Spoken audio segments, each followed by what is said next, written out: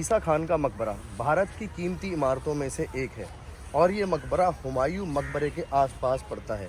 यानी कि जब आप आते हैं हुमायूं के मकबरे में तो आपको हुमायूं मकबरे के रास्ते से ही जब आएंगे तो आपको राइट साइड में एक मकबरा पड़ेगा और ये इस्लामिक कारीगरी का एक बेहतरीन मिसाल पेश करता है। ईसा खान एक सरदार थे। इस मकबरे की तामीर 1547 में यानी कि बादशाह हुमायूं की मौत से पहले की गई थी। इस मकबरे की गुंबद और महराबें संगमरमर और खूबसूरत लाल बलुआ पत्थर से बनी हैं, जो कि राजस्थान से घोड़ा गाड़ी या फिर बैलगाड़ी के ज़रिए लाया गया होगा।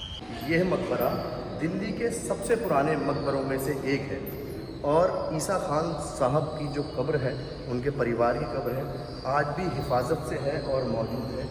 बड़े ही बेहतरीन पत्थर से यानी कि मजबूती से इसको बनाया गया है और आप देख सकते हैं ये इनमें से कोई सी ईसा खान साहब की कब्र है और बाकी उनके परिवार के लोगों की कब्र है। ये एरिया बनाया गया है जो कि इसमें बेहतरीन अरबी और फ़ारसी की नक्काशी हो रखी है। अगर देखा जाए तो मस्जिदों में लोग जब जाते हैं तो इस तरह के गुंबद टाइप के बने हुए होते हैं जहाँ पे नमाज़ पढ़ने की जगह होती है, तो कुछ इस तरह का यहाँ पे बनाया हुआ है। और अक्सर आपने देखा होगा मकबरों में या फिर आप किलों में जब जाते होंगे तो इस तरह की जालीदार पत्थर आपको दिखाई देते होंगे, जो कि ये हवा आने के लिए था।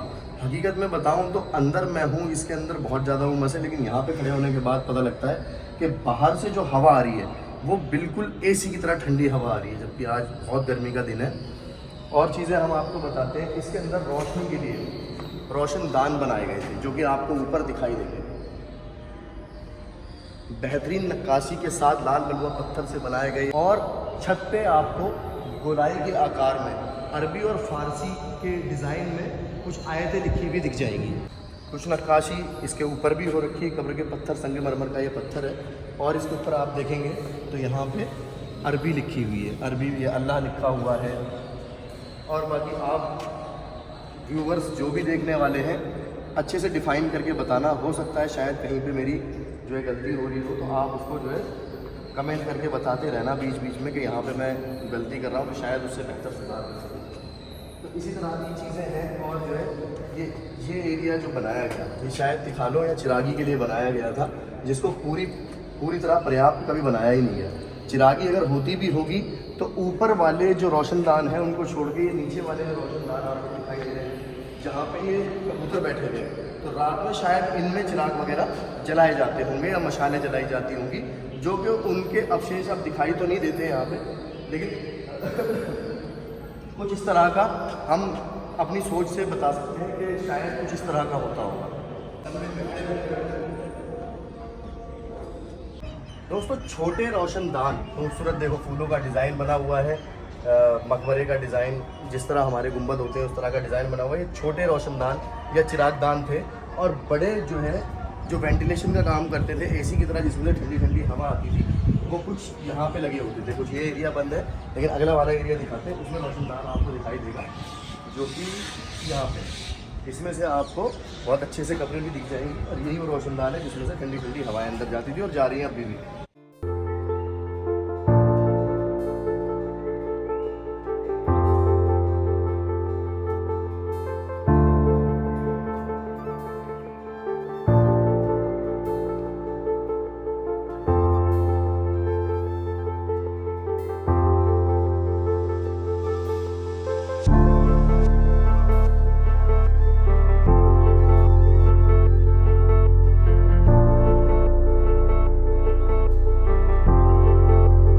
ईसा खान साहब के मकबरे के जस्ट सामने दिखाई देती है आपको ये खूबसूरत मस्जिद, जो कि मेरे पीछे आप देख भी सकते हैं। ये ईसा खान साहब की मौजूदगी में बनवाया था, यानी कि ईसा खान साहब ने खुद अपने सामने इसको बनवाया था और यहाँ इबादत किया करते थे।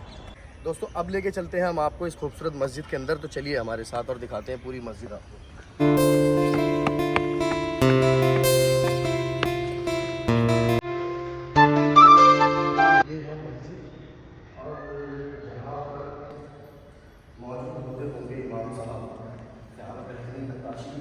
जहाँ भी इस तरह की इमारतों में हम जाते हैं अक्सर आपको पुराने टाइम की नक्काशी दिख जाएगी। मुगलिया दौर की नक्काशी है ये, तो बहुत ही बेहतरीन नक्काशी है। आज के दौर में इस तरह की कोई भी कारीगरी देख पाना अब सिर्फ एक ख्वाबों की बात है। और यही ये वो जगह है जहाँ पे इमाम साहब खड़े होकर नमाज़ पढ़ाते होंगे, जो कि ईसा खान साहब भी नमाज़ पढ़ते होंगे और उनके सिपाही वगैरह जो भी होते होंगे वो सब लोग यहाँ नमाज़ पढ़ते होंगे।